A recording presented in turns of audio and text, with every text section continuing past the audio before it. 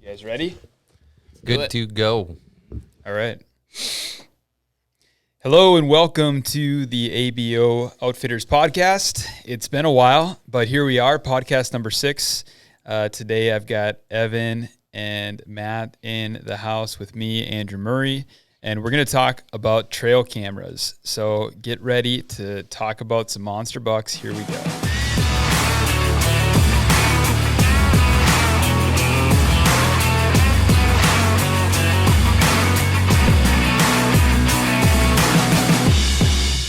Okay, we're back and we're ready and we're excited.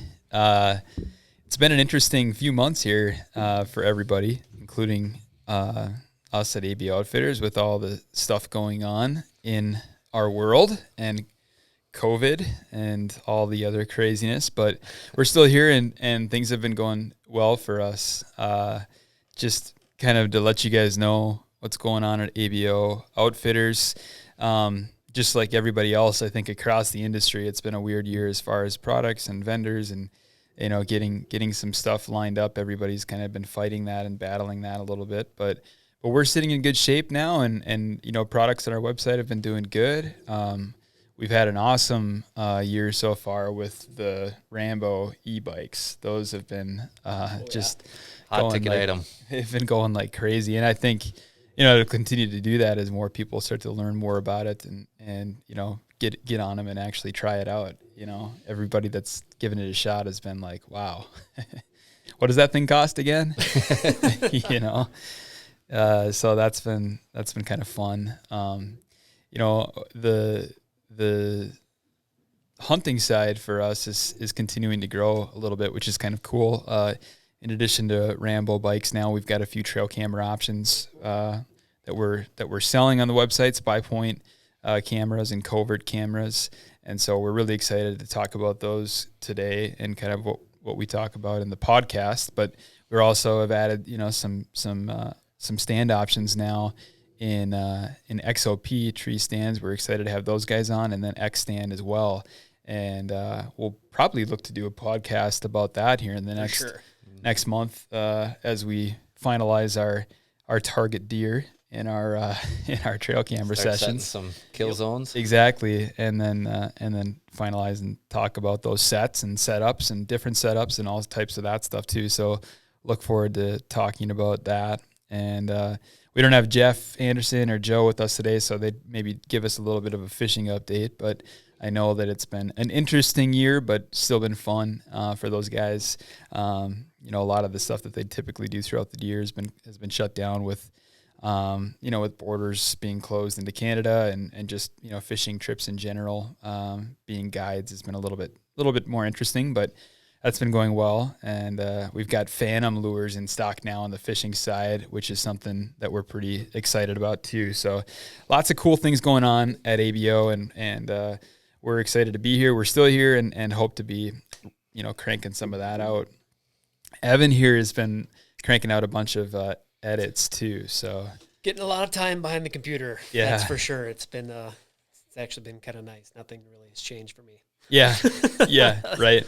Yeah, no, it's been sweet, you know, because you've been able to spend some time on that, and we've seen a few of the rough cuts of the new ones that you're working on, and I'm pretty excited for those to be finalized. Some new ones coming out, and we're gonna have a lot more this summer. So it's gonna be good. Yeah, looking forward to that. So, you know, obviously with everything going on with COVID, the fall has kind of been a bit of a question mark with certain trips, but we do have some things in the books. I know for you know, the three of us at least, going out west again is on the docket. Definitely, we got tags coming in, and fingers crossed on more. Tags are already coming in, and so we know that we're going out west unless a ban or a change would happen. You know, I'm personally looking forward to, you know, doing some local hunting again this year and being able to invest some time into that. Obviously, that's coming off of a year shooting a pretty big deer for me, so not expecting to duplicate those efforts. But, you know, you never know. You can see what happens. High. Yeah, set the bar high. Yeah. And then, you know, we've got some potential to do some traveling down south here too. Again, it's just going to depend on what happens with everything. We are we are trying to be safe and make sure that we're following the rules. So it makes it hard as hunters ready to, itching to get out after the 4th of July. I think the three of us at least start to trend more towards the hunting fall side of things and away from the fishing summer side of things. So I feel like each state too is, I feel like they're changing their restrictions day to day. Like I just saw today, Alaska now, you have to have a false negative test in order to get cleared to fly into Alaska now. Interesting. So that could have affected you guys last year, obviously. Right. At different times. Right. Yeah, exactly. That's crazy. I haven't heard that. So hot off the press here. Yep. That's interesting. Tell you what, I'll take a nasal swab to go out there. That's for sure. Yep. Yeah, I $100%. probably got that one out for a potential to go up there for sure. So that's kind of what our fall is looking like, and obviously we'll bring the camera along and share that with you guys as long as we're able to get out there and make it happen. So, what we wanted to have a podcast about today, a lot of friends, family, people that follow us with ABO, as we've started to list some of these cameras and talk about, the new cell camera technology coming out. We just wanted to spend a podcast session here just chatting about trail cameras and get into, some details. Obviously, we do have a few new cameras that we're selling that are cell cameras, but also just talk about, some strategies with where we use cell cams and the difference and where we've seen advantages in using the new cell cam technology versus, the traditional cell cams that we've all used not cell cams, the traditional trail cameras, that we've used for many years now, and just kind of go through that. And, now is trail camera season. I know a lot of my buddies and friends already have trail cameras, set up, and they're checking it out and rocking it. And if you haven't, I'm sure you're thinking about it. And so, we wanted to just kind of dive into that a little bit. Heck yeah. Yeah. So, to kind of get things started, I think, a big thought for me in the beginning of every year is camera placement, so right now, as we sit in July, obviously you're kind of starting to think about, where you're hanging your trail cameras at for the year. And a lot of people, it's going to vary a lot depending on if you've got a lease or your own private land that you have, and you kind of have your traditional spots that you always set those cameras up early on. Right. And I think we'll talk a little bit about that. But, for me, when it's early like this, I don't know about you guys, but I'm always just looking at the egg on the map and trying to set up as close to that as I can. Right. Get on the edges. Yeah. Yep. Yeah, it's been a different ball game since I've moved up here into north or central Minnesota per se, and there's a lot more woods, so then you got to focus on those things a lot more, where when growing up it was habitually the exact opposite, where it's corn and soybeans as far as the eye can see, so then you're looking for those travel corridors and different types of travel routes or bedding places where you want to get in close to, or where they're getting up from their naps and whatnot, but without trying to push them out of there. So it's been a learning curve for me moving up here on 100%. how to hunt one, and then you're placing trail cams to, obviously supplement that. So where are you going to put stands, where deer are going to move? So first you got to put trail cams where you think the deer are going to move. So it's been a learning curve, and it's been interesting for sure. Yeah. It'll be, as we talk through this, I think obviously we're based in northern Minnesota, so a lot of the experience that we all have currently with our backyard type of hunting is going to be based off that. But Matt, you're from southern Minnesota, so you've done a lot of egg hunting, egg, and so has Evan. Yep.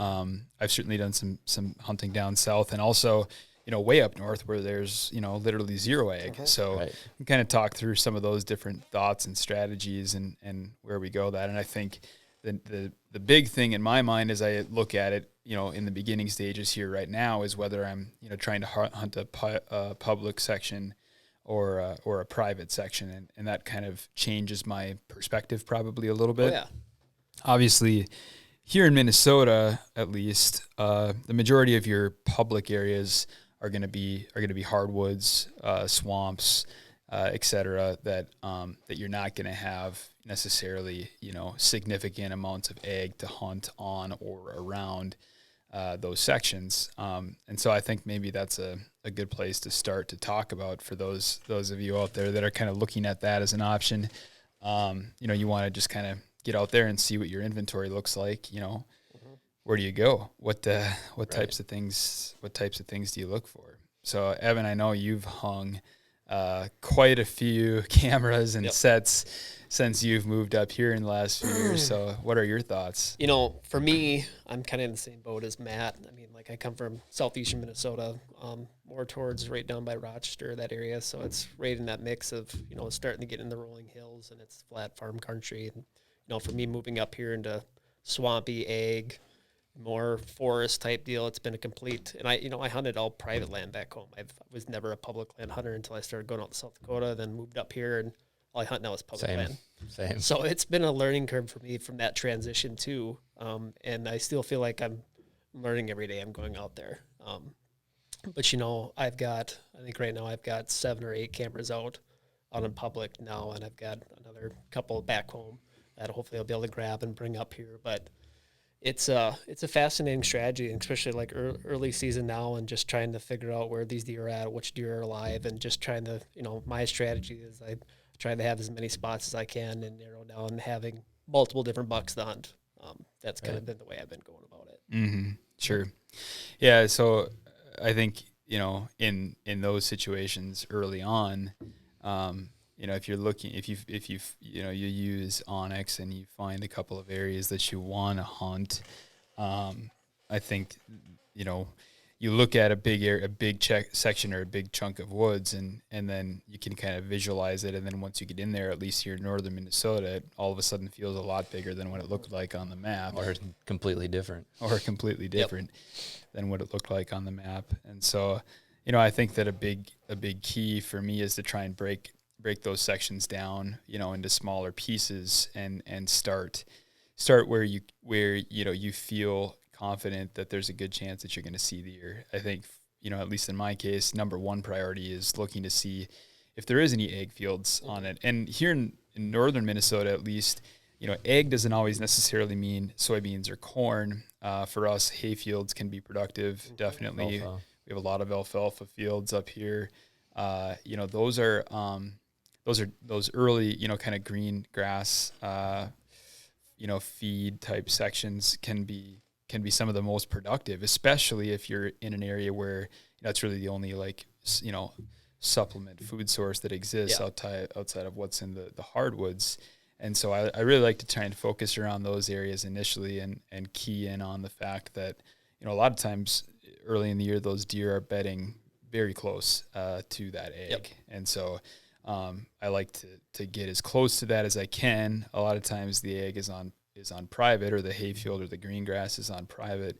But, I like to focus in on those areas first and then kind of draw my square in that area and then kind of break it down from there. And so that's where you get out there and you get your backpack on, you put your bug net on because it's July, and then you start digging in there and looking. And I know, Matt, you were just out. Yeah, I basically last went week. right down that same exercise and got out there and looked at a map. Okay, you got your egg field, your grass, your alfalfa field, and then you got your what you think would be good bedding ground nearby. And you can I was looking at topography thinking, okay, they're going to work these ridges into that egg field. And I went out there and the spot that I initially thought would be a good spot to hang a camera on wasn't. It was really overgrown. It was thick. There wasn't any deer movement or sign in there. So then I kept walking the edge until I found a couple of really good trail crossing areas and hung a couple cameras. I've been getting deer pics, but I mean, no monsters yet, but that's the name of the game, right? So checking the boxes and going down and. Yep. I think, and on a public spot up here, I think the key initially is just to start finding deer, getting deer on camera. You know that you're in the right ballpark, in the right area, because you're where those does are. Eventually, when it gets to be our go time for hunting season, the bucks are going to be around there too. So that's always a good sign to see that. And then to kind of go from there. I always find it hard or interesting. My personal thought is, and this is probably partly just because of my kids' schedules and what, time allows for me right now, but I always kind of, assume that in September I'm not going to shoot a deer, anyway. So I still, kind of count that in my inventory stage of trying to find a good buck, But if you were trying to find and shoot a deer in that first 2 weekends, then you'd maybe want to be a little bit more aggressive then at that point to be locating and finding especially cameras and that type of thing. Yeah, if you have them patterned, and this is their most patternable time of year, as of right now, while they're still in velvet, they're in their bachelor groups and they're going to their food source and water and bedding. So if you can get one patterned and it's an area that other people might be hunting too, then you step up your game, get a little more aggressive, and try to get in there right away. But yeah, definitely. Yeah. But in the same sense, if you're like me, where I'm just getting a bunch of does and fawns right now on camera, I'm not totally discouraged because once that velvet comes off, those bucks are going to disperse. So I'm just because I have a camera out for 2 weeks and a buck hasn't showed up, I'm not going to tear the camera down. So do you guys find a strategy going into an early season like this? First off, like, when do you guys typically put out your cameras? I mean, I know everybody has their own personal preference on this, and it's kind of unique to everybody's situation, but yeah, I just put mine out 2 weeks ago. So sure. Yeah, July is always kind of my, after the 4th of July is probably when I start to get excited about it. Sure. Yeah, and like I asked a couple of, I've got a lot of buddies too that own their own private parcels and stuff, and they've had cameras out since May, and they're seeing nubbing's totally different. Yeah, if I had a giant ranch that I was managing a herd on, and I knew the deer that are consistently on there every year, and then I'd be out there a little earlier just so I can get inventory and see where they're laying. Yeah, for the summer and see if maybe that's such and such deer. He made it through the year and whatnot. So it's kind of exciting to count the herd, but in scenarios we're talking about now, like we're just hunting multiple parcels, trying to find what's out there, trying to pattern deer. So yeah, and I think that's that's another point that I have on my list is to talk about private land. And I think when I've done a lease on one of my friends' places, which is private land, surrounded by the corn and the soybeans and that type of stuff. And so in that type of situation, it seemed like every spring I was maybe trying to make some improvements out there, changing a corridor or trying to plant a new, food plot in between two bigger ag sections or something. And so I'd always hang cameras out earlier just because I was curious if what I was doing was actually influencing deer movement, not as much, in May and June trying to find your target buck, but also just seeing if those, those changes that you're making or improvements that you're making to your land, if you had this idea in the fall that you're going to put this new setup in this new spot for those deer are always crossing there, then maybe in May you hang a set there, June when that green stuff starts growing up again, and say, all right, are they still using that corridor that they were using in November, but in August or September, in that time frame. So I think it's a big difference if it's public or private, 100%. At least from my perspective, just because, well, for one, you're not as concerned about people coming in there and stealing your equipment, at least hopefully you're not. And also, you're probably, like most people are these days, trying to improve or change or make modifications or, even just because you're bored and it's COVID, taking the kids out for a ride in the four-wheeler. And I'm sure this year a lot of people had cameras out very early on private land because it was, not much else to do. So more time on the hands. A little bit more time on the hands, exactly. So I think that's a big factor for that difference. And then I think for us, because we've hunted in different areas, we could really spend probably a long time talking about this, but it's going to vary even more as you get even further north. For ultra hardwoods with no ag. I know, when we set cameras, our family owns a hunting shack on the border in Minnesota. In those situations, when we're hanging cameras, it's not necessarily around a food source, but it's around, potential travel corridors, which inevitably end up being old logging trails or places that, if the logging company comes in and makes a new cut over the winter or into the summer, that's a big spot that we like to hang cameras for initially and see, what that does to change deer movement, or as that new growth starts coming up in those cutovers, if that brings in more deer. And then you've got totally open, like you've done out in South Dakota and like we've done out west, totally open, grassland type places too, where you hang trail cameras, and that's probably, I'm not wise enough to speak on any of that probably, but I know that we've hung trail cameras out there, and it's a different, you're hanging it on a fence post because that's the only structure line on a grass field,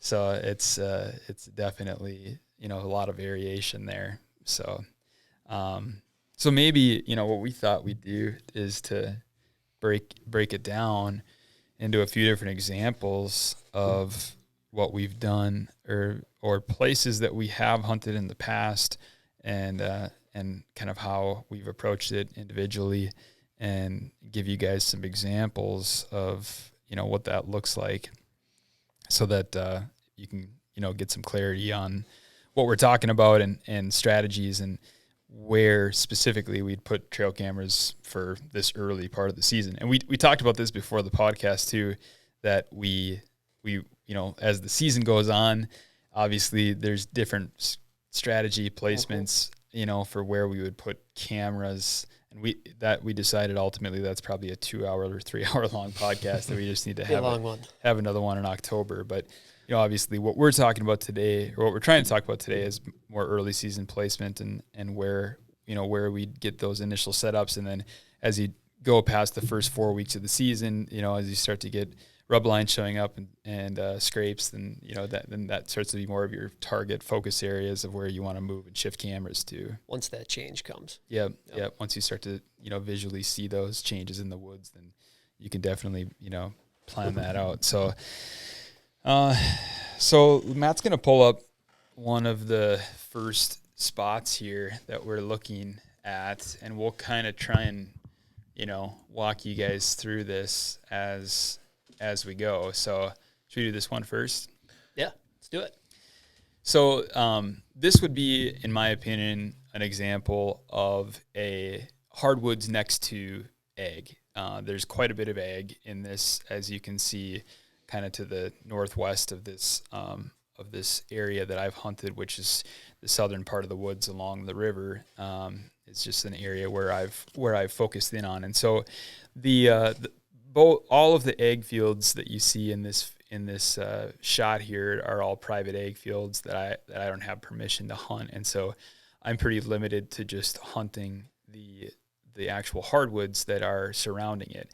And so a couple of things, as I look at a map like this, that initially perked my interest as I'm looking at early season, is there's these cuts that are open here, and Matt's kind of going over them right now with his cursor, and then there's another one over to the west as well. Mm-hmm. So those were initially some areas that I focused in on with my map, because one, they're all three pretty close to the ag fields, within just a few hundred yards, actually 300 yards or so within the ag fields, and they're on the public land. And then obviously you have the hardwoods, which this is mostly hardwood oak woods in this area that's surrounding it. And so the biggest thing that I like to look for in these types of situations is a transition line between a cut and a hardwood section. It seems, the deer really like to follow those lines that are kind of naturally created there not natural, I guess, because they came in and cut it, but the line that ends up being created, these cutovers, grow really quickly. So this might look, really flat in May, but then by the time you come to set cameras out in July, it can look like a little green jungle in there. So thicker and thicker. They're actually, for the early part of the season, provides a significant amount of cover. And so food too. And food. Yeah. And so I'm always careful when I come into this to not just go walking right through the opening, the cut, because early season, actually the deer, if the greenery has grown up fast enough, they'll probably would prefer to bed right there, right in that open area, rather than the harder thick woods, because there's actually even more cover for them there, and that changes, I think, a little bit. But as I look at this, I would look at those openings, and then I would find within the new vegetation, there's going to be trails coming out into these ag sections.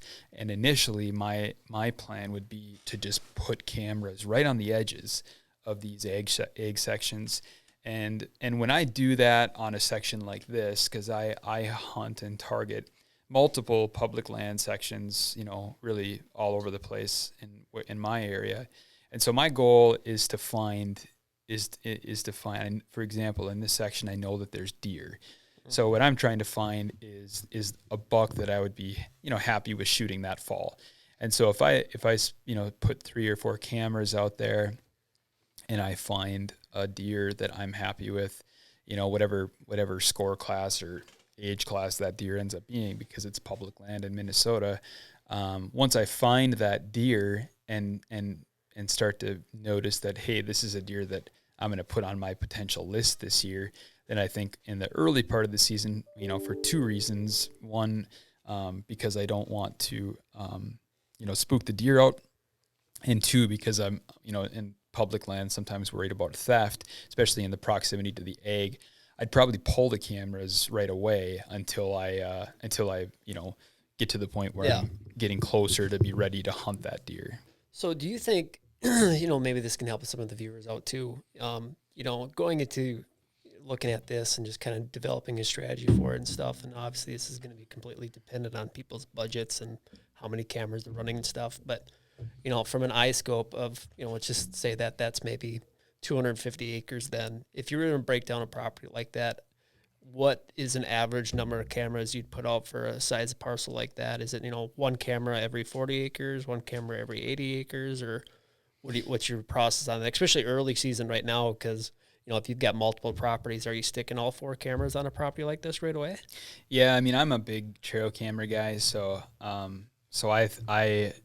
I like to buy as many cameras as I can and have them out there. So I mean, for me, trail cameras have kind of defined my success in hunting, of shooting big deer. And so in this type of a situation, you can see parts of this from the road, but other parts of it you can't, which is why I like it as a hunting spot. But I would easily, without blinking an eye on this section, I would have 6 trail cameras out here on the edge initially, just to see what's coming out. If you were in an area where you were able to scout it safely, from a mile or so from the road, maybe you set a camera or 2 in there, and then you glass it from the road to see if you're seeing a buck in there that you like.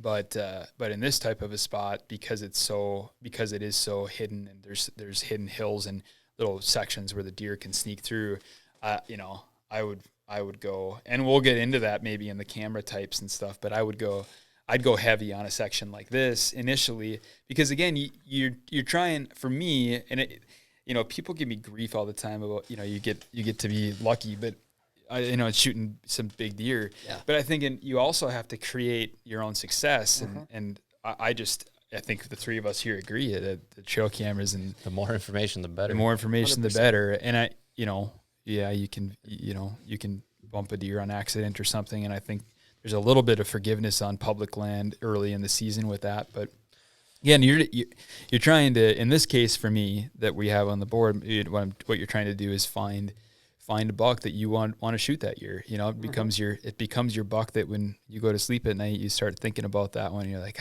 I wonder if he's going to show up in the camera tonight. Yep. And that's what I'm trying to find initially. I know that there's does and small bucks and fawns in there, but is there one that due to conditions or whatever over the year ended up, putting on an extra 30 inches, and is he one that, would be a fun one to chase after this year? And that's my goal here in this section. And, if you hang enough cameras in enough locations early on, you're going to see them, you're going to identify them. And then you start to develop a strategy beyond that for, all right, do you want, like I talked about earlier, do you want to shoot him in September, on opener? And if you do, then you got to kind of start to shift your cameras and develop a pattern on him, like you guys said, patterning him early. Or are you going to wait and try and shoot him in October or November? And if that's the case, then like I said, I'd probably pull him out and go take if you are limited on your budget, then I'd pull him out and I'd go pull him to another spot, and see if you can get $2 or $3 because it is public land and there's other people hunting this. And, you got to maybe have 2 or 3 different deer that you'd like to shoot that year. And then you pull them out and you take them somewhere else. So there you go. Yeah. And this looks like a fairly wet piece too. There's water. Is this standing water up here next to this farm place? Or yeah, there is. Yep. It's so there's a big bog in there. Yeah, there's a and huge, obviously the river. Yeah, a huge swamp and river, and that obviously directs a lot of the traffic, and creates natural corridors, and then like you were saying, the edges and the egg, basically just focus on that. Right. Yeah, in this section I've always thought is really sweet, just because of all of the different structure types and the funnels that are created by the road, the river, and the logging, and a lot of cool little edges. It does get a pretty significant amount of pressure, hunting pressure, so that's a bummer, but it's still doable. Do you put that into your strategy at all? Not necessarily, I shouldn't say hunting people, but going off of pressure and how you're placing your cameras.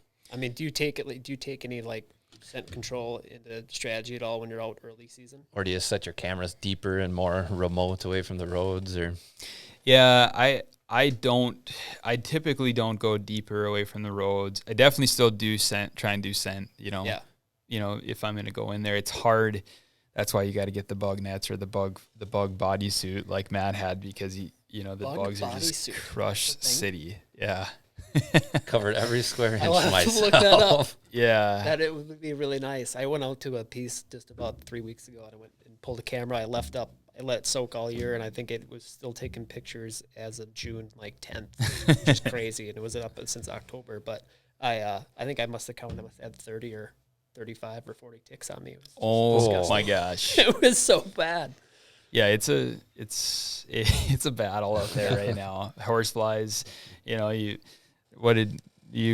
ran into a bee's nest in your blind that you left over. I had a turkey blind that sat too long, and went to go retrieve that with some cameras that I had out, and didn't even think twice. I was tipping all the sides in and popped the top down, and I was unstrapping, and all of a sudden, geez, there's a lot of flies around my head, and whack, stuck in the face, and let's just say the blind is still out there.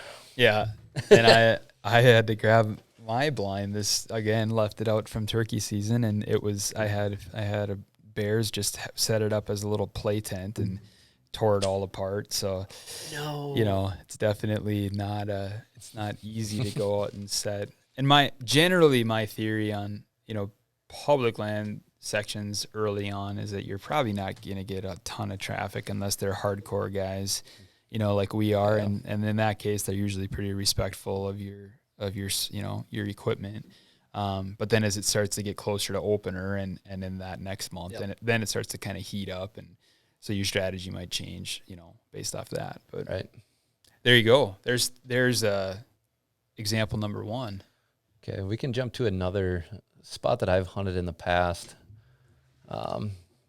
This is even further north in Minnesota, where the egg becomes more and more scarce. This was a private mixture that butted up to against the public, so I had both private and public access. But this field here on this intersection was a giant alfalfa field. Okay. That was the only thing that was the closest egg source besides acorns in the woods and natural forage. So this field would just load up with deer, and you go there in the evening, and depending on the time of the year, if it was right before rifle opener, there'd be 100 deer in the field, or if it's early September, there'd be 25 deer out there. Yeah. So this was kind of an interesting piece. This is a little higher ground. Obviously, there's a lake here inside of this private public parcel that was the water source. It's kind of surrounded by some other boggy boggy areas as you get out further from the permission spot. But when what I would start with doing on this would always, just because of this egg source that was in the middle of nowhere, I would target that for my first camera placements just to get an inventory. Yeah. So I'd put it out there in early August or late July like we are right now, and I would see probably 4 to 5 shooter bucks every single year. Would you with some giant deers? I'd put them on different edges. So okay, like I would just make a loop around this field, and I would see all the different trails that they're using, and they kind of use the same trails all the time, but the neighboring deer that I didn't have permission for, I'm not sure where they're coming out, and they're crossing wherever they need to.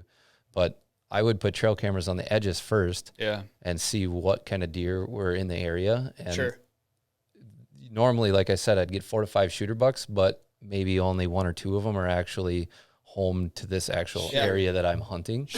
So I would kind of start with that and zone in and see which cameras they're using. Are they coming from the east side and the north where I have permission, or are they coming, they just doing like a midnight tour in the middle of the night when it's cool, and then you don't see them again. So I kind of would just use the time of day and the camera placement as an indicator of what deer might be living on the property and go from there. But then again, just kind of the same things that Andrew talked about on the last piece, just using these travel corridors. There's a clear cut, the field edges, and then there's a couple ATV trails that slice through here, so I could use those, walk those, find wherever deer crossing trails were, or even set cameras on the actual ATV trail itself. But in this instance, with the lake being right there and being the main water source, if you drew a line because of the egg on the west side of this lake, 75-80% of the deer activity is on the west side of that lake. So they're staying on the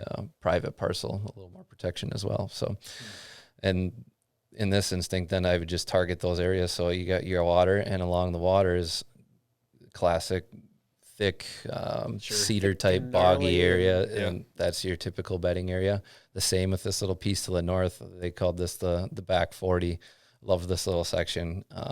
There would be a low spot in the middle that just had the same thing, grassy, small cedar trees, and then just a bedding area. So I always just stayed around these edges, and through time found where these deer were moving. But the main trails that would come from water and bedding to the egg was just, they're hard. They were very, very obvious trails. There'd be 3 or 4 of them. You could set cameras up on them, see what's coming out, try to get an early season pattern if there was one.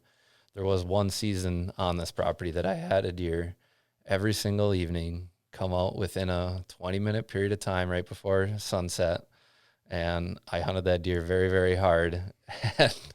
And through, I think I went on an elk hunt, so I missed the opening weekend of Minnesota archery, but I was just infatuated with that deer because it was a nice 150, 155-inch mainframe 10-pointer, and just super, super cool deer, and old mature buck, and that was my target deer. And I came back from that archery elk hunt, and I sat in the stand. I sat in that stand, I think, like 10 days straight, depending on the wind selection. If I had anything south or east, and I was going up to these corners and hunting that deer, whichever wind was best. And finally, the one evening, he comes out and came just a little off the trail that I thought he would. So he came off my backside. Instead of being 15, 20 yards in my shooting lane, he was 10 yards behind me, and he skied me, got skylighted, and it's just one of those stepping stones in the learning experience. And then I went back into my trail camera photos and actually dove into him. And instead of having him on the obvious field edge trail cam pictures where he'd come through, I looked at some of them that I had pointing another direction on the trail to see if he was using that trail. And there'd be multiple deer throughout the night. And I saw like 2 photos of looking back through my inventory where I could see what looked to be him in the distance, taking that little back alley route off the trail, just skirting it. So I was just like,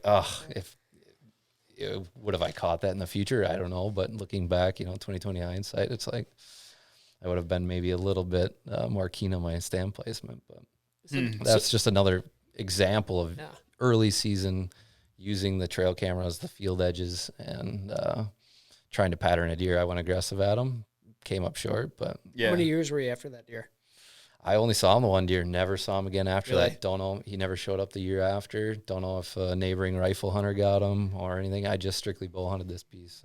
So going into that a little bit more, I like kind of that avenue. So if, having the historical data you already had with that deer, which is a great thing, I think, of being able to go back and look and just see what deer have done in general, because I feel a lot of bucks end up mimicking each other depending on the property and stuff. But any of you guys ever use like video mode or 15 or 30-second bursts just to kind of go through and see see where they're coming from and from a trail or something like that outside of just pictures for early season?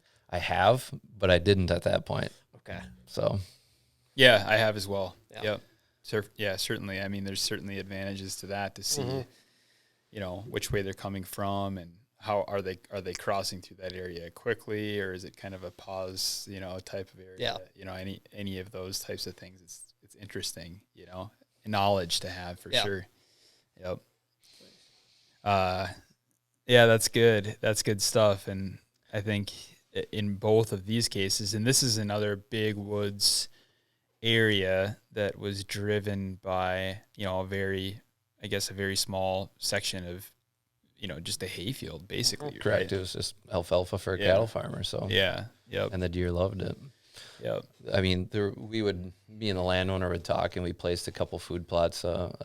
We put corn on a couple of these edges in the past just to try to give another food source, which obviously helped, and I hunted that in the later years. But the only other thing that I noticed while hunting this piece of property in northern Minnesota is that it seemed like they really like to use the different type of wood, the different types of woods transitions. So if you had like a more open oak or deciduous type of tree, depending on the type of, it kind of follows the topo a little bit.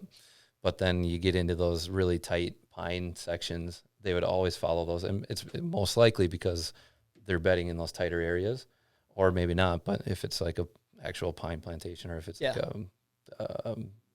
some type of forestry type of unit, like an actual plantation, it might be a little different. But in this scenario, whenever I would find those transition pieces, there would always be trails along them, and that was just a travel spot. So if I would hang my stand somewhere where I could watch those, deer followed them. So it was just one thing that I keyed up on, was if there was tight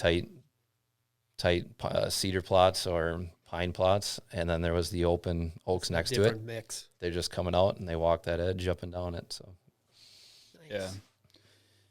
And Evan, we didn't pull up a picture of this, but I know that you've given it a go hunting like some big swampy type stuff. Oh yeah, islands and swamps and that type of stuff. And I'm not sure if you've set trail cameras or if that's been all visual type of hunting for you. Sure.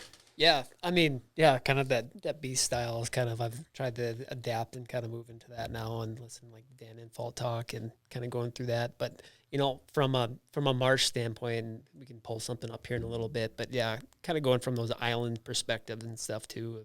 A lot of that is like this year's great news for me. Last year was just more of just learning, and it was my first year trying it. And I had a lot of cameras out, and this year I have a lot of historical data to go off of, and just kind of understanding these different networks and trails and how it works. And obviously being in a swamp, I feel, or like a true swamp with those big oak islands and stuff, just determining when that time period is of when those acorns are actually dropping on those white oaks are such a key thing.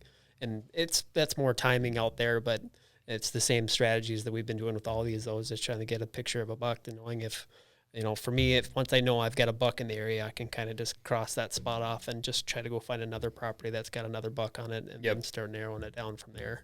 So on those island type spots, or the big marshy spots that you've hunted, when you've done it, if you've hunted them or not hunted them and scouted them early, because in the few cases we pulled up here so far, it's been driven by some type of a central feeding source. Sure. In those areas where initially there maybe isn't just a very specific, like in this case, acorns dropping. Yeah. Do you go in there and put trail? Would you go in there in July and put a trail camera, or would you wait until It's a great question. You're not sure. Is that what you're saying? Well, for me, I've done both now and seen deer doing both. I've gone in there and, getting right towards, when the first time I actually went out and tried doing this style of hunting, because coming from egg country, we didn't have any swamps, you know, and Yep. my first year diving into it was an absolute hot mess. I had a big old bulky tree stand on my back and cameras in my bag and all this stuff. And I was walking out through the marshes for, you know, a clear mile and a half, trying to sweat and figure it out and not seeing anything. And then finally kind of understanding eventually that, well, I already missed like peak time, the acorns falling and stuff like that. But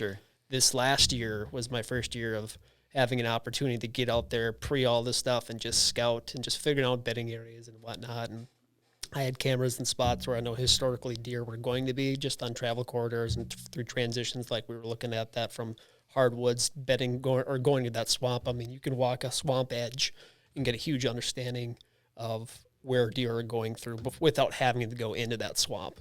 Because a lot of times these deer are just living right on the edge until that pressure comes from either, if it's that from hunters, drives them back in, and then you know what islands after historical data going in where you can kill them. Gotcha. So you'd probably focus on cameras around the edge of the swamp initially, instead of just marching in there, you know, and throwing save myself a lot of heartache. Yeah, kicking a deer or stepping into a loon crap nest that comes up to your chest or something like that. Bogs. Yeah, but, which you know, that's probably a question too. And around those marshes, I know in northern Minnesota where I hunt, it's a big driver is how much water you get on a yearly basis too. You know, because I know that'll drive deer traffic and deer movement in and around those spots as well. Yeah, you know. Yeah. So I don't know if you've noticed that in the places you've hunted or not, but yeah, I mean those deer. I mean, then again, it depends on how pressure it is, and it depends too if there's food out there. Because if it's food out there and the islands are big enough out there, they can survive and live out there. Sure. But you know, those deer they'll get water all the way up to their bellies, middle of the bellies, and their legs will be all covered in mud and stuff. Yeah. And it's, you know, they're used to that, I should say. But you're not going to see any people or coyotes back there. That's why they're back there. But, sure. But yeah, I mean, back to your point though. I mean, yeah, just covering those edges are a huge thing. And from a speed scouting aspect, there's a lot to tell just walking the edges and being able to set up a camera there and seeing if there's deer moving or not. Mm-hmm. Yeah, for sure. You know, I think that again, just to kind of touch on this, that we're trying to focus in on just kind of the early season, you know, strategy for what we do now in July as you kind of coming up to season's opening, and you know how you go about this, and just understanding that there's a lot of, you know, especially when you're hanging cameras in the first two scenarios around egg land, it's easy to get excited. Like in your case, Matt, where you had 5 shooter bucks on a field, it's pretty easy to get jacked up about that. But then, you know, once you know, identify that maybe 3 of them are coming from, you know, the south where you don't have permission, or, you know, or somewhere else because it's a green field. And then as soon as acorns start falling or whatever, they're in a completely different area. Right. You know, it just kind of, it gives you, it's giving you a lead, right. Of a big buck or a nice buck that you want to go and shoot. And then once you decide if you're going to shoot that buck, when you want to shoot that buck, how, you know, out of a blind or out of a hang on set or a ladder stand or whatever the situation offers, then you gotta, you know, buck up and get your strategy a little bit more dialed in. You know, finding them on the field edge is definitely different than killing them come deer season. Right. So this is just the fun part, right? Yep. Minus bucks. Checking the cams and getting those the velvet pictures, and then it's like Christmas morning every time you throw the SD card in. You see that velvet buck, you know, in August that looks like he's 180 inches, and then in September you're like, wait a sec, is that the same deer? Yeah. Yeah, exactly. So it's fun though. I absolutely love this time of year and getting those cameras out, and it's just, you know, as you're driving around at night and you kind of look and you start to see the antlers getting bigger and bigger, and you're just kind of like, oh man, here we go. It's game time. It's time. Even right now, we're right around the corner here. We're less than a month and a half away from season being open up here in Minnesota, and obviously out in the Dakotas, they're still open up. It looks like September 1. So What's Wisconsin's bow opener usually? Same as, I think it's right around the same as Minnesota. So it's like 15th second or week or whatever. Like September. That. Yep, exactly. You know, the only advantage to bow hunting in Wisconsin, I did that a lot, is that their gun season doesn't open until later in late. Thanksgiving weekend. I think like typically, Iowa, I think too. Yeah, so you get as an archery hunter, you kind of get a good crack at those deer during the kind of prime rut days, in early November, which is kind of nice. So, but that's a whole nother topic. Yeah. A whole nother podcast. Easy to digress. Easy to digress. So we've given you guys just a few examples, and again, this is just kind of scratching the surface on some of this stuff. But I think what we wanted to talk about, just kind of clarify some questions for some of our listeners and viewers and people that follow us, was also getting into the cell camera types, trail camera types, and explaining a few different things about that. And so this year, we've started to carry the cell cameras, and I think the reason why we chose the cell cameras is because, well, one, they're just becoming a lot more popular, but two, we've started to use them and we're pretty impressed. Oh, that's crazy with the performance so far. And so for us, I think so far, cell cameras have looked to be a game changer, and a few people have kind of shot us some questions on Facebook and stuff of whether we think it's an ethical option to use cell cameras. And I think that, in my opinion, I think the technology is going to continue to become more and more advanced. And I think it's ethical. If you think trail cameras are ethical, I don't see a problem with cell cameras. And I think that the advantage that it gives you as a hunter and the excitement that it gives you as a hunter is pretty unique, to 100%. To be able to be sitting in the office this spring and Matt gets a picture of a big old, Tom with a 10-incher walking across the field, it's really fun. It's really exciting. And, in the case of turkey hunting, it maybe didn't change our, strategies a whole bunch other than just making you want to get out of the office an hour earlier to go shoot a bird. Yep. But certainly, with deer hunting, I think there's a lot of things that we can kind of walk through and talk through. And I think the most interesting story of what got me, really jacked up about this, and it was actually with this Spy Point camera, this Link Micro. He, a friend of mine, hunts down, south of the Twin Cities in Minnesota, and sent me a picture, last year of a really good buck, probably a 140 or so buck. Sure. And he shot it during bow season before rifle opener. And he's told me he knew that buck was there, but he had his cell camera set up, and he was kind of debating if he should take the week off before, or after rifle season. He was an archery guy that was going to have a bow with him either way, but just was kind of like, I'm not sure. Well, he started getting a few pictures of this deer right around the same time of day, between 11 and 12:30. And so he said, I'm taking, the last 2 days of the week off, and went down. And sure enough, Thursday at about 1:00, he shot that deer. And so, so to me, that's a game changer, right? To be able to have that knowledge and be able to react during the season, when it's go time, when it's time to shoot that deer. And that camera, from the sounds of it, wasn't very accessible to him. It was a little bit of a drive. A little bit of, Yep. that's 2 or 3 hours Gotcha. from him, away. And so, you're getting, instead of walking right into the heart of the beast, in the midday, which traditionally you would think would be a good time of day to go check cameras, you're letting it sit and letting the deer do their thing. And then you come in there early, and you sit all day and you shoot the deer.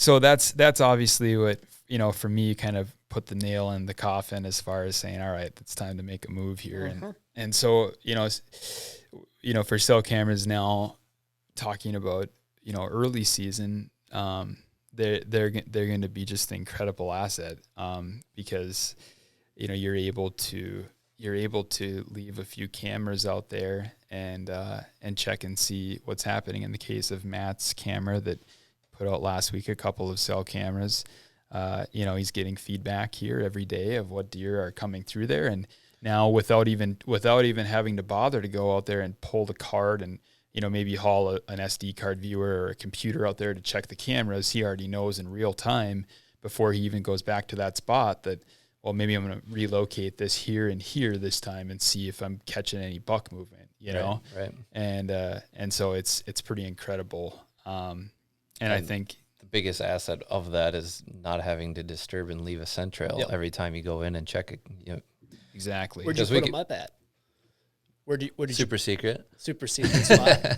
Yeah. What's that? Where did you end up putting your cameras on? Like, you know, like we were just breaking down and talking about now. Where did you end up putting them, like on an edge of a bean field? Or? I just walked the edge of a field until I found a hard trail that had fresh tracks on it that were coming looked like being a bedding area. So there again, I made one trip, bug net on. I sacrificed my sweatiness to get out there, put a couple cameras out, but now I don't have to go back out there and bump those deer or, you know, walk through the unknown and put scent of where there could potentially be a mature deer that, you know, you don't want to bump them just to check a trail camera every 5-6 days just because you're curious, you know. So that is the obvious number, in my opinion. That is the number one advantage with the cell cam, is just staying out of the woods, not disturbing them, keeping yourself scent free.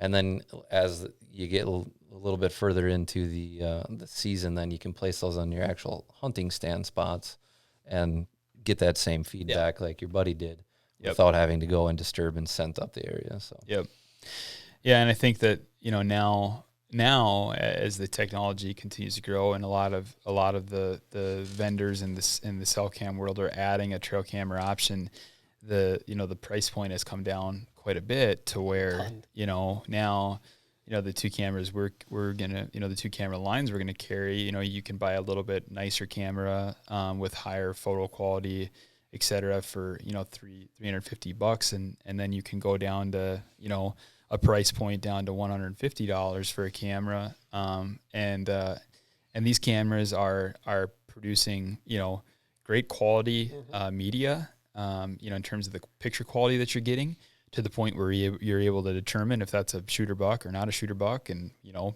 potentially even how big of a buck it is, and, you know, as far as inches, you know, if you're looking at that, and then in addition to that, I think that the surprising thing to us has been the reception, the photo ability. I know a couple of people have asked me if you have to be within a certain range of the camera, and I mean, no, I mean, you could have it, you know, you could have that camera anywhere you want, as long as you have it on the right plan for your phone, you know.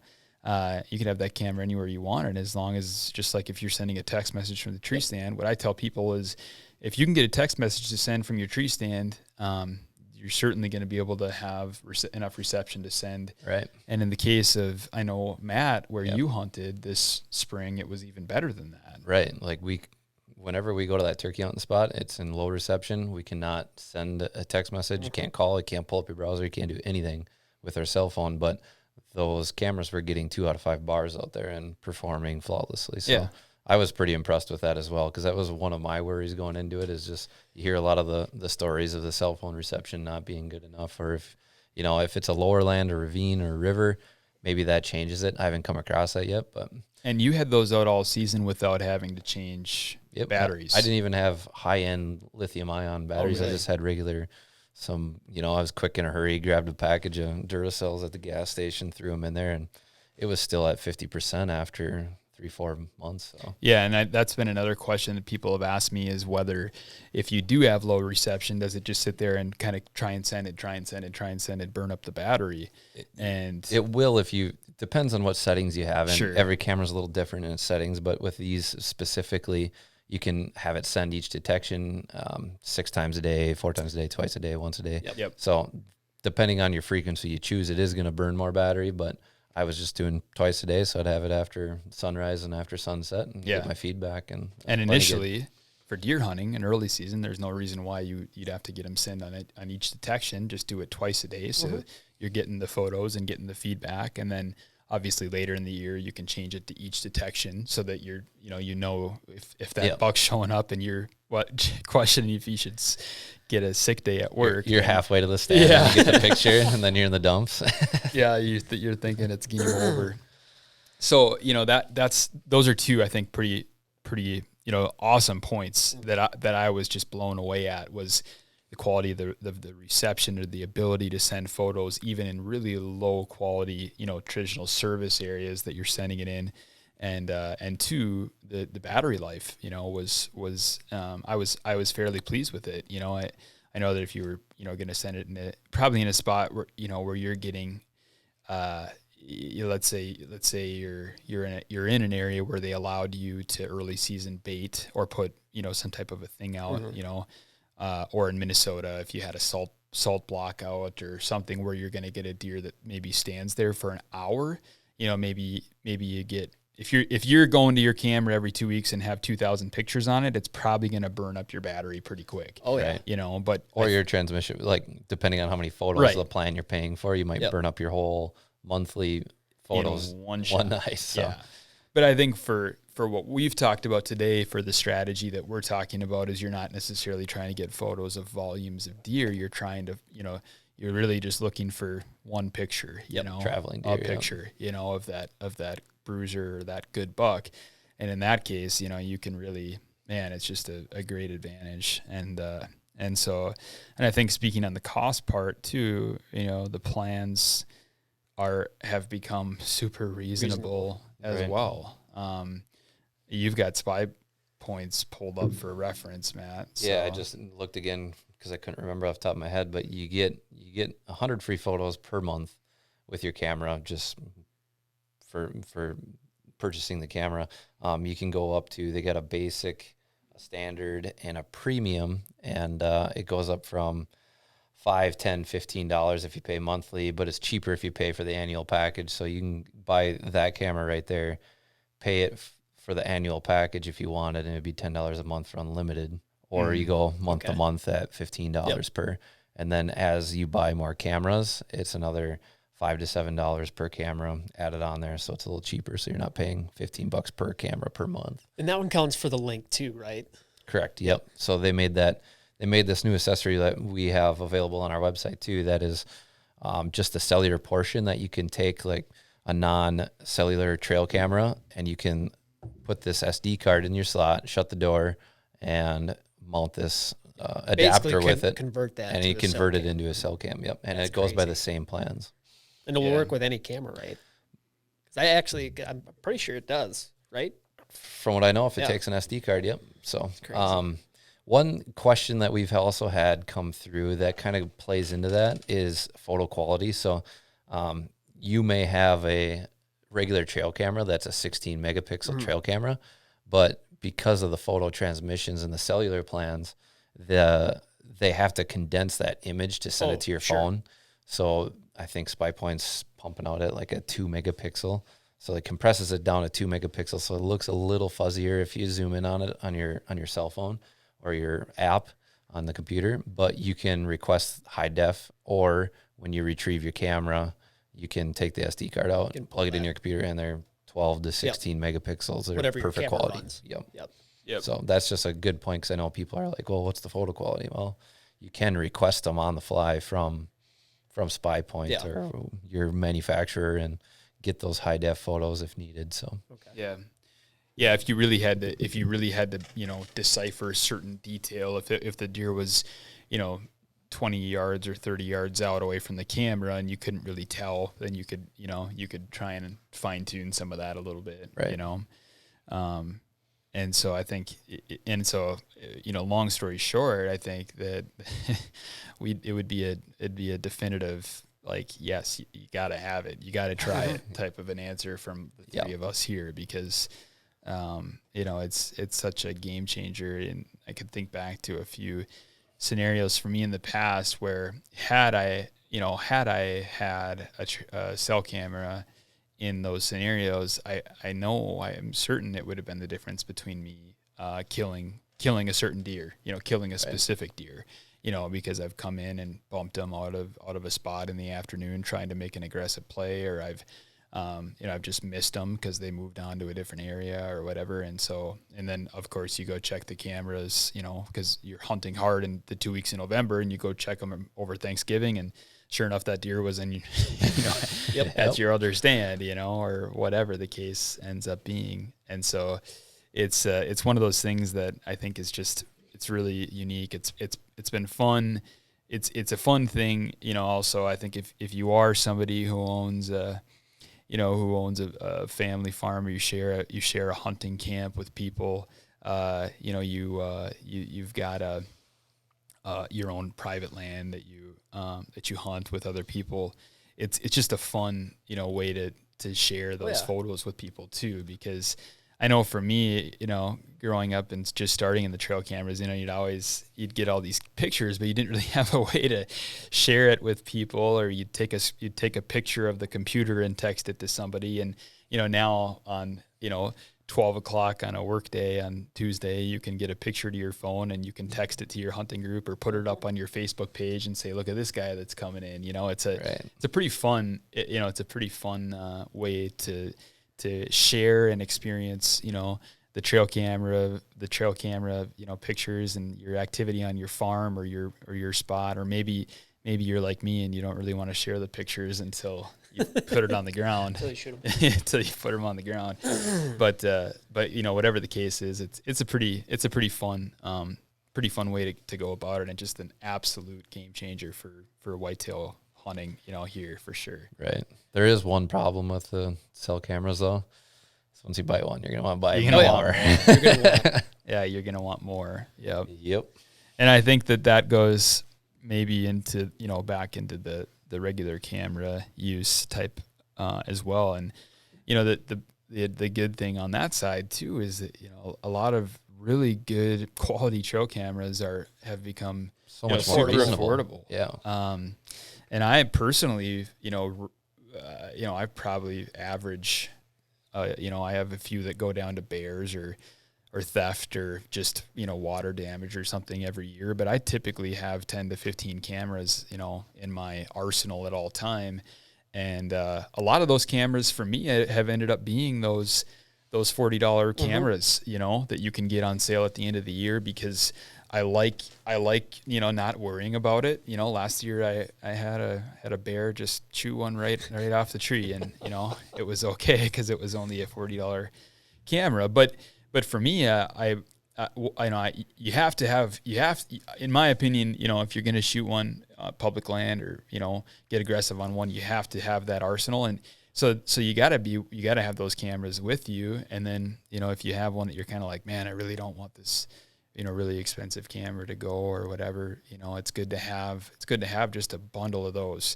And then the same rules apply, like we talked about in our first podcast, when I shot that buck here last fall, just, scent control and being careful when you go in and out to check those, and travel routes and set up bedding areas, that type of thing, on where you place those cameras. But, certainly those are still extremely valuable. And I think for me, I'll continue to keep those in my arsenal, for a while. Oh, 100%. And I think they've given almost a new dimension, with Spy Point. I mean, Spy Point, or I shouldn't say Spy Point, excuse me. Cell cams have been around for years now. I mean, Spartan was out with their 3G cameras like 6 years ago. Right. We were running them on our outfitters down in Missouri, and it super, super expensive, but we were still able to get pictures and stuff. But I feel like, with these guys coming into the market now and stuff, they've opened up a new dimension for regular trail cameras, just because I feel like now people can have almost a sense of, what should I say, not the urgency to go out and check their camera so much. And maybe, like for me, this will be my first year running cell cams, and I think it gives me more of an opportunity to where I'm not going to be afraid to leave my cameras up all year and just collect that historical data and really placing my cell cameras in strategic locations until I start seeing sign pop up, or I know that deer's coming up, because I know from, that time frame of October 10th to the 20th that if that deer shows up there, he's going to be there for 10 days and then he's gone. Mm-hmm. So that's kind of the fun strategy I get to see in the more of, makes me want to buy more cheap cameras, but also then buying as many cell cams as I possibly can just to stick out there in the key locations I want to put them in. Yeah. Yep. I think, that would be and it, like we talked about many times, I think, but, every place has its own unique, experience. And I think if I personally owned a big farm, with a lot of acreage and traditional type spots, I'd probably look at some of these things the way I'm answering them a lot differently, Oh, 100%. In terms of the types of trail cameras and the quality of those trail cameras. I know a lot of the guys in the industry run really expensive, high quality cameras, and absolutely, when you have the opportunity to choose between, a couple of bucks and where a couple of inches makes a difference of which one you're going to shoot, I'd probably want to have those photos pretty dialed in before I would choose which one I wanted. Yeah, and having the ability to, and not worried about stuff getting stolen. I mean, public land's a whole different game. I think you almost have to go into it with the mindset of knowing that there's always a potential for someone, even if you're putting it a stick or 2 sticks high, still having a potential someone that's gonna, if they want it, they're gonna get it. Yeah, no matter if it's in a cage or not. Yeah, yeah. I've had a few heartbreakers in the last few years of not. I think I was more upset about somebody stealing. I wish they would have left the card, even if they took the camera, if they just would have left the card there. So I knew what I had for pictures, I would have been much less heartbroken. 2 weeks of camera information at the right time of year is worth a lot, in my opinion. So those are painful. But anyway, I think that there's obviously multiple scenarios and multiple different angles, and we're still figuring all this out ourselves here in our hunting careers. So, we're giving you the best that we can at this point. Yep. That's right. So anyway, that's kind of I think that's our synopsis here. That's our preseason trail cam 101. Yeah. I think we should circle back in a couple months and see what kind of pictures we've all got. Let's do it. Fun. That would be great. We've talked about our strategies, so let's see who comes up with the best photos, and then when we come back in mid-October for this thing, right? Whether it's a monster buck or a coon on its hind legs or a bear licking your lens. There you go. We can do see what you got. We can do the biggest, the best, and the most awkward. There's always one of those that shows up every year too. So yeah, and that sounds like a good contest. We should do that. Do it. There you go. Well, anyway, guys, we're a little over an hour here, so I'm gonna wrap things up. Stay tuned. We're definitely gonna get back on some more hunting stuff. Talk about some of these new stands that we have in the lineup. Hopefully, even get some of those vendors and just super cool people in the industry to come in and talk with us a little bit. Get some more hunting guests on board here for this fall. And, good luck out there to everyone early on this season, and we'll see you soon.